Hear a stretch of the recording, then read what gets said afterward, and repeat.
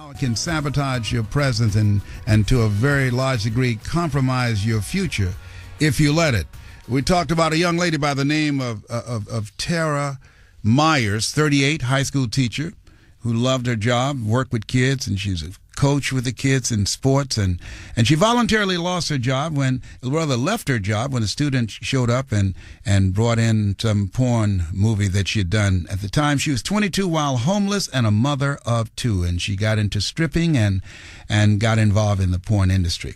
Question we're asking, do we forgive the past? At what point do we forgive the past? And the other question that I'm asking you, have you ever had an experience with someone that you made a decision to give them a shot? You knew about their past, but you decided not to define them based upon their past. Or have you had the experience of your past haunting you and causing you a job, or causing you your career, or causing people to look at you differently?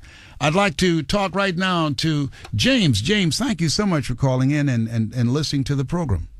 Well, thank you, Les. It's always a blessing to be able to listen in. You've got such a great program. I want to thank you. I'm going to be answering the first part of that question about forgiveness, because I think that's a huge part of the equation. And I don't actually think that we have the power to forgive anybody, but we do have the power to look beyond how they've arrived where they are and look at their present state and be able to move forward, as opposed to looking to the back to judge them. Mm-hmm.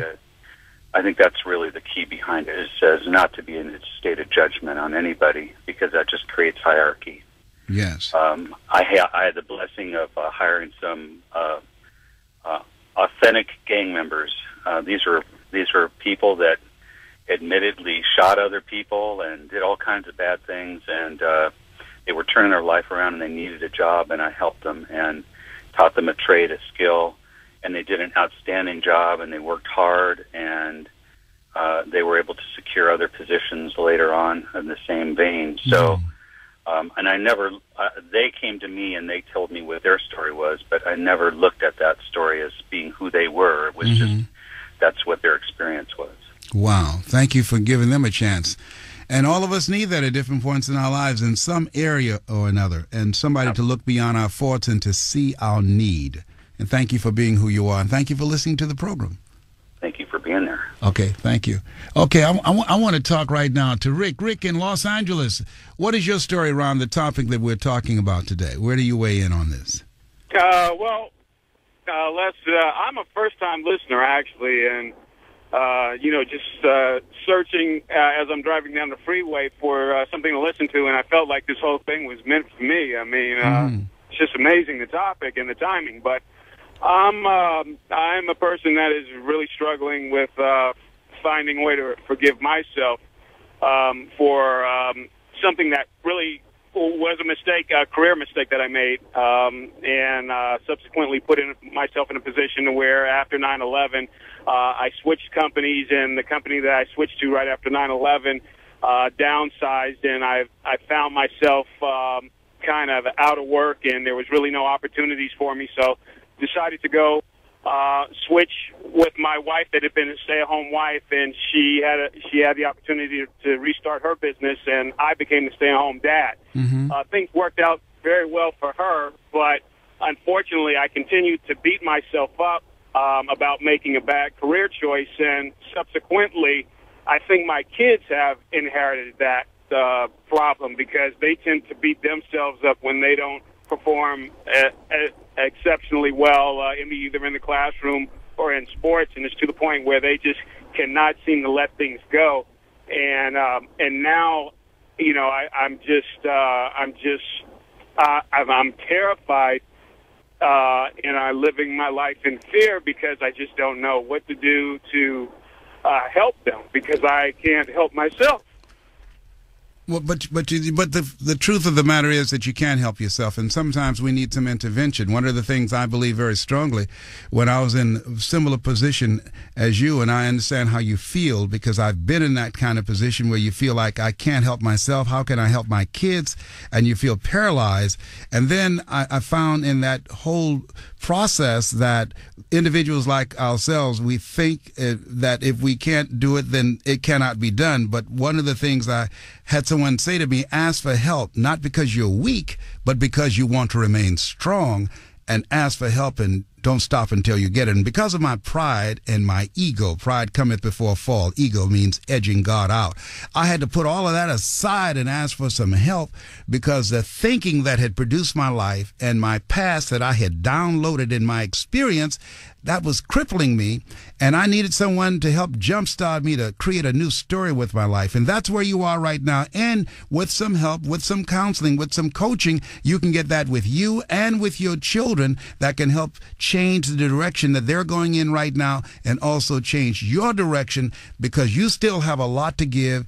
This is just a moment in your life, and you can create a new script and a new chapter at any time. You have the power to do that, Rick, and that's why you're listening to the program. This is your time, and this is the day and the moment of the decision for you. That is in your hands right now.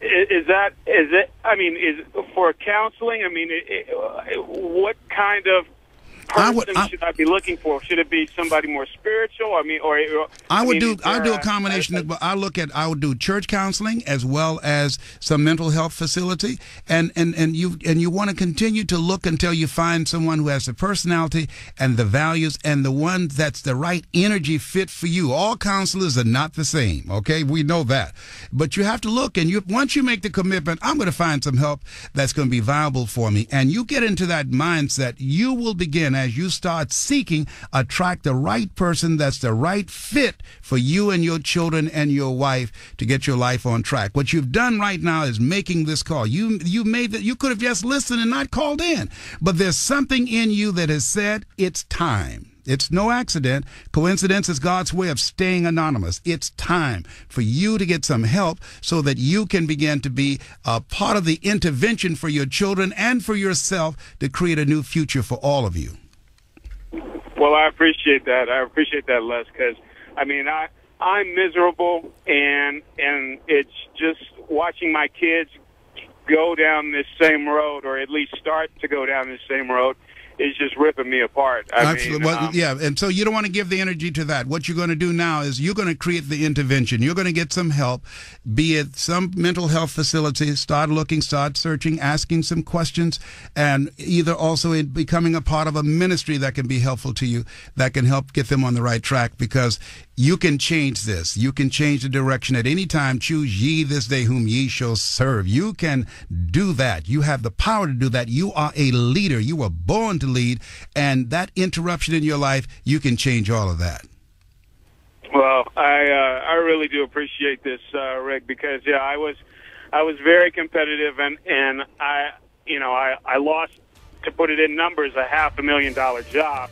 And that's all right. The guy who created that can create $1 million job and even more. That guy is still there, and he's ready to come out right now. He's going to be freed up today, right now. Thank you so much. Thank you for calling in. I appreciate you listening. You're listening to Les Brown, Mrs. Mamie Brown's baby boy. We want to hear from you. The number to call is 888-539-2980. That's 888-539-2980. You're listening to KFWB News Talk 980.